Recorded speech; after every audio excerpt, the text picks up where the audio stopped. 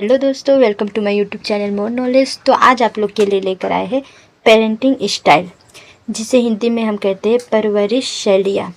शैलियाँ का अर्थ होता है तरीका, किस प्रकार से हम बच्चों का परवरिश करते, किस तरीके से बच्चों का परवरिश करते, किस ढंग से करते, उसे ही हम कहते हैं परवरिश की शैलियाँ, जो कि बीएड फर्स्ट ईयर वाले लोग के लिए फर्स्ट पेपर के बहुत ही इम्पोर्टेंट टॉपिक्स है, जिसे बार बार पूछे जाते हैं। तो चलिए हम स्टार्ट करते हैं। सबसे पहले हम देखेंगे परिचय। परवरिश किसी भी बालक को जन्म से प्रौढ़ावस्था या वयस्कावस्था तक खड़ा करने और उसे शिक्षित करने की एक प्रक्रिया है। परवरिश क्या है? तो परवरिश बालक को जन्म से लेकर बड़े होने तक जो भी शिक्षा उन्हें दिया जाता है और उन्हें जो भी पालन पोषण करने के लिए जो भी उन्हें आवश्यकता होती है, वो सभी चीज़ पूरा करना ही हमारा परवरिश कहलाता है। यह सामान्यतः परिवार में माता या पिता के द्वारा किया जाता है। परवरिश सामान्यतः माता या पिता के द्वारा ही किया जाता है। आप लोग भी देखे होंगे, बोला जा रहा है कि जब माता पिता ऐसे देखभाल करने के योग्य नहीं होते हैं या फिर इच्छुक नहीं होते हैं, वहाँ पर यह देखभाल या परवरिश निकट के संबंधी दादा दादी, नाना नानी या अनाथालयों में की जाती है। यहाँ पे बोला जा रहा है कि यदि जब माता पिता ऐसी स्थिति में नहीं होते, बच्चों का परवरिश करने की स्थिति में नहीं होते हैं, जब माता पिता, तब उनके संबंधी जैसे कि दादा दादी या फिर नाना नानी या फिर अनाथालयों में बच्चों का परवरिश किया जाता है। परवरिश के मुख्य लक्ष्य क्या क्या होता है? तो माता पिता द्वारा बच्चों की शारीरिक आवश्यकताओं का पूरा करना परवरिश का मुख्य लक्ष्य होता है। माता पिता क्या करते हैं? बच्चों की शारीरिक आवश्यकताओं का पूरा करते हैं ना, उसे ही परवरिश हम कहते हैं। और किसे कहते हैं? और क्या होता है लक्ष्य परवरिश के? तो बच्चों को खतरों से सुरक्षा करना। बच्चों को जो भी खतरा आता है उससे बच्चों को सुरक्षित किया जाता है, सुरक्षा दिया जाता है। तो ये हमारा परवरिश का मुख्य लक्ष्य है।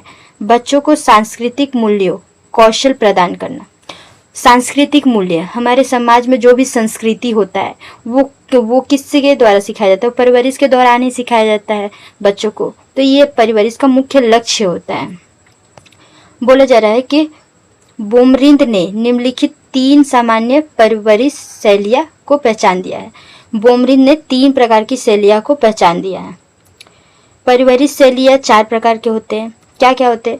तो अधिकारात्मक शैली, दूसरा है सत्तावादी शैली, तीसरा अनुज्ञानात्मक शैली, चौथा है अपेक्षापूर्ण शैली। तो चलिए इससे हम समझते हैं कि इस शैलियों के बारे में कि क्या है। तो अधिकारात्मक शैली क्या होता है? इसे हम ऑथोरिटेटिव स्टाइल कहते हैं। इंग्लिश में हम इसे कहते हैं ऑथोरिटेटिव स्टाइल। तो यह अधिकारात्मक शैली क्या होता है? तो इस परवरिश शैली को सबसे अधिक प्रभावशाली माना जाता है। इस परवरिश शैली को बहुत प्रभावशाली और बहुत महत्वपूर्ण माना जाता है। क्यों माना जाता है? क्योंकि इसमें माता पिता के द्वारा कुछ नियम बनाए जाते हैं। इसमें क्या होता है? माता पिता के द्वारा कुछ नियम बनाए जाते हैं जो बच्चों को मानना ही पड़ता है, और साथ ही साथ उस नियम में कुछ छूट भी बच्चों को दी जाती है। बोला जा रहा है कि साथ ही साथ कुछ छूट की भी अनुमति दी जाती है। ऐसा नहीं है कि जो भी माता पिता बनाए नियम वो सारे बच्चों को पालन करना, नहीं। इस परवरिश में कुछ छूट भी दिए जाते हैं और बच्चों को कुछ मानना भी पड़ता है। ऐसे माता पिता अक्सर तार्किक परिणामों का उपयोग करते हैं। ऐसे माता पिता चाहते हैं कि बच्चे कैसा हो?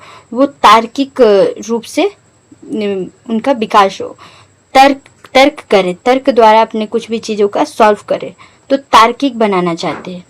जो बच्चों को गलत व्यवहार को रोकने और अच्छे व्यवहार के लिए सकारात्मक अनुशासन का उपयोग करते हैं, जो कि बच्चों को गलत व्यवहार करने में रोक देते हैं, रोकने का समझ देते हैं, क्या गलत होता है क्या सही होता है इसकी समझ देते हैं। ये माता पिता अपने बच्चों का ख्याल रखने वाले होते हैं। इस परवरिश में माता पिता क्या होते हैं? बच्चों का ख्याल रखने वाले होते हैं। दूसरा है हमारा सत्तावादी शैली, जिसे हम इंग्लिश में कहते हैं ऑथोरिटेरियन स्टाइल, सत्तावादी शैली। इसमें क्या होता है? तो इस परवरिश शैली को स्ट्रिक्ट पेरेंटिंग भी कहा जाता है। क्योंकि इसमें पेरेंट्स क्या होते हैं? स्ट्रिक्ट टाइप्स के होते हैं। ये माता पिता हिटलर टाइप्स के होते हैं। इसमें क्या होते हैं, माता पिता थोड़ा हिटलर टाइप्स के होते हैं। कैसे होते हैं तो चलिए देखते हैं। इनका मानना है कि बच्चों को बिना किसी शर्त के इनका कहना मानना चाहिए।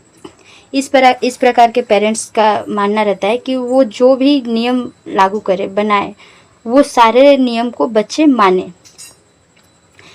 ऐसे माता पिता बच्चे के लिए नियम कानून बहुत ज़्यादा बनाते हैं और उन्हें लागू भी करवाते हैं। ऐसे माता पिता क्या होते हैं, बच्चों के नियम कानून बहुत ज़्यादा बनाते हैं बच्चों के लिए, और साथ में वो सभी नियम कानून लागू करने के लिए उन्हें बाध्य करते हैं। ऐसे माता पिता बच्चों को किसी भी निर्णय में शामिल नहीं करते हैं। ऐसे माता पिता बच्चों को कोई भी निर्णय लेने में किसी प्रकार का बच्चों का मत नहीं लेते हैं। कोई भी निर्णय लेने में उन्हें नहीं देते, कोई भी निर्णय लेने के लिए। ये नियम बनाते हैं और बच्चों को उसी के अनुसार काम करने के लिए प्रेरित करते हैं। ये माता पिता स्वयं नियम बनाते हैं और बच्चों को उसी प्रकार से नियम के अनुसार काम करने के लिए प्रेरित करते हैं। बच्चों के राय या सुझाव को कोई महत्व नहीं देते हैं। इस पेरेंटिंग स्टाइल में क्या होता है, बच्चों को कोई भी प्रकार का सुझाव को महत्व नहीं देते हैं। इस शैली में अनुशासन की बजाय दंड का प्रयोग अधिक किया जाता है। इसमें बच्चों को सिखाने की जगह उन्हें दंड अधिक दिया जाता है। गलती करने पर उसे समझाने की बजाय दंड अधिक दिया जाता है। समझाने की बजाय उन्हें दंड दिया जाता है। ऐसी स्थिति में माता पिता और बच्चे एक दूसरे से दूर हो जाते हैं। इस स्थिति में क्या होते हैं, माता पिता जो होते हैं बच्चे से धीरे धीरे दूर होने लगते हैं, क्योंकि बच्चों का कोई भी मत नहीं लिया जाता है। कुछ भी चीज़ में डिसीज़न बच्चों का नहीं लिया जाता है, और जो माता पिता जो भी नियम लागू करे उसके अकॉर्डिंग ही बच्चे को चलना पड़ता है। तो इस प्रकार क्या होते हैं, बच्चे माता पिता से धीरे धीरे अलग होने लगते हैं। मनोवैज्ञानिकों के अनुसार ऐसे पेरेंटिंग स्टाइल वाले बच्चों में लो सेल्फ कॉन्फिडेंस की संभावना रहती है। मनोवैज्ञानिकों का क्या कहना है कि ऐसे पेरेंटिंग स्टाइल वाले बच्चे जो होते हैं वो लो सेल्फ कॉन्फिडेंस वाले हो जाते हैं। उनके अंदर खुद के अंदर कॉन्फिडेंस नहीं हो पाते हैं। ऐसे बच्चे के खुद के ऊपर वो कॉन्फिडेंस नहीं होते हैं। तीसरा है हमारा अनुज्ञानात्मक शैली, जिसे इंग्लिश में हम कहते हैं परमिसिव स्टाइल, अनुज्ञानात्मक शैली। अब अनुज्ञानात्मक शैली क्या होता है, तो इस शैली में बच्चों के लिए बहुत कम नियम और सीमाएं निर्धारित की जाती है। इस शैली में क्या होते हैं, बच्चों के लिए बहुत कम नियम लागू की जाती है माता पिता के द्वारा। ऐसे माता पिता बहुत दयालु किस्म के होते हैं और बच्चों के प्रति कोई भी नियम नहीं बनाते हैं।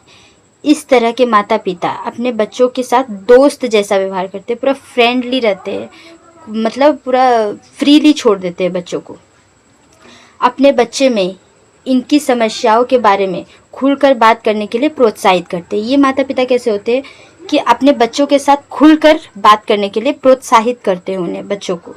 लेकिन कभी ये अपने बच्चों के बुरे व्यवहार को रोकने का ज़्यादा प्रयास नहीं करते, या फिर उन्हें कोई भी डांटते नहीं है। किसी प्रकार की गलती भी करने पर उन्हें कोई डांटते नहीं है, और कोई भी बच्चा बुरा काम करता है तो वो चीज़ उन्हें नहीं बताते हैं कि गलत है, या फिर उन्हें रोकने का भी प्रयास नहीं करते हैं।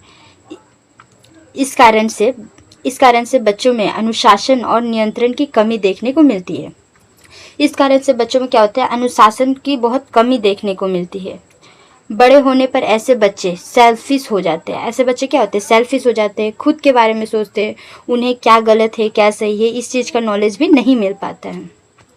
चौथा है हमारा उपेक्षापूर्ण शैली, जिसे इंग्लिश में हम कहते हैं नेग्लेक्टफुल या फिर इसोलेटेड स्टाइल। उपेक्षापूर्ण शैली के पेरेंट्स कैसा होते हैं, चलिए देखते हैं। यह शैली सबसे खतरनाक शैली में से एक है। ये शैली जो होते हैं सबसे खतरनाक शैली होते हैं। कैसे, तो इसमें माता पिता जो होते हैं बच्चों के लिए किसी भी तरह की सीमाएं, नियम निर्धारित नहीं करते हैं और ना ही उनकी ज़रूरतों को पूरी करते हैं। इस पेरेंटिंग स्टाइल में जो माता पिता होते हैं वो बच्चों के किसी भी प्रकार का ध्यान नहीं रखते अच्छे से, किसी भी प्रकार का नियम भी नहीं लागू करते हैं और ना ही बच्चों को कोई भी ज़रूरतों का पूरा करते हैं। इससे क्या होता है, तो ऐसे माता पिता बच्चों की बुनियादी ज़रूरतों को भी पूरा करने में कोई योगदान नहीं देते हैं। कोई भी बच्चों का जो भी बुनियादी ज़रूरतें हैं, जो भी उनका ज़रूरत है, वो सब पूरा करने में भी योगदान नहीं देते हैं। ऐसे माता पिता स्वयं किसी परेशानी जैसे मानसिक स्थिति या फिर शोषण से पीड़ित होते हैं। ऐसे माता पिता क्या होते हैं, खुद ही कुछ परेशानी में डूबे होते हैं, या फिर कुछ मानसिक स्थिति उनकी खराब होती है, या फिर शोषण से पीड़ित होते हैं ऐसे माता पिता। इसलिए बच्चों को उनकी ज़रूरतों को भी पूरा नहीं करते हैं। ऐसे बच्चों में माता पिता की तरफ से कोई मार्गदर्शन, पालन पोषण नहीं मिल पाता है। ऐसे बच्चों को किसी प्रकार का माता पिता का स्नेह या फिर कोई प्रकार का अच्छा मार्गदर्शन या फिर पालन पोषण नहीं मिल पाता है। ऐसे बच्चों में आत्मसम्मान और आत्मविश्वास की कमी देखने को मिलती है। बच्चे को कोई भी ज़रूरतें पूरी नहीं होगी, उन्हें कोई भी अनुशासन नहीं दिया जाएगा, तो उनमें आत्मसम्मान तथा आत्मविश्वास की कमी होगी ही। साथ ही पढ़ाई लिखाई में भी खराब प्रदर्शन करते हैं। पढ़ाई लिखाई में भी क्या होते हैं, कमज़ोर हो जाते हैं, या फिर पढ़ाई लिखाई नहीं कर पाते, तो इसलिए उनका खराब प्रदर्शन करते हैं पढ़ाई लिखाई में। अब हम निष्कर्ष देख लेते हैं। निष्कर्ष में क्या है, तो मनोवैज्ञानिकों का कहना है कि ऐसी पारिवारिक अच्छी नहीं होती है। ये जो हमारा है, अंत में जो है उपेक्षापूर्ण शैली जो है, तो उपेक्षापूर्ण शैली, तो मनोवैज्ञानिकों का क्या कहना है, मनोवैज्ञानिकों का कहना है कि ऐसी का जगह आप लोग लिख सकते हैं कि उपेक्षापूर्ण शैली जो होती है वो अच्छी नहीं मानी जाती है। सबसे अच्छी शैली जो होती है ऑथोरिटेटिव पेरेंटिंग वाली होती है। ऑथोरिटेटिव पेरेंटिंग जिसे हम कि अनुदेशात्मक, फर्स्ट वाला है हमारा, जो कि अधिकारात्मक शैली है। ये हमारा बहुत ही अच्छा शैली माना जाता है, जिसे हम ऑथोरिटेटिव स्टाइल कहते हैं, पेरेंटिंग स्टाइल कहते हैं। तो यहाँ हमारा वीडियो समाप्त होता है। अगर वीडियो पसंद आई हो तो वीडियो को लाइक करें और सब्सक्राइब करें। धन्यवाद।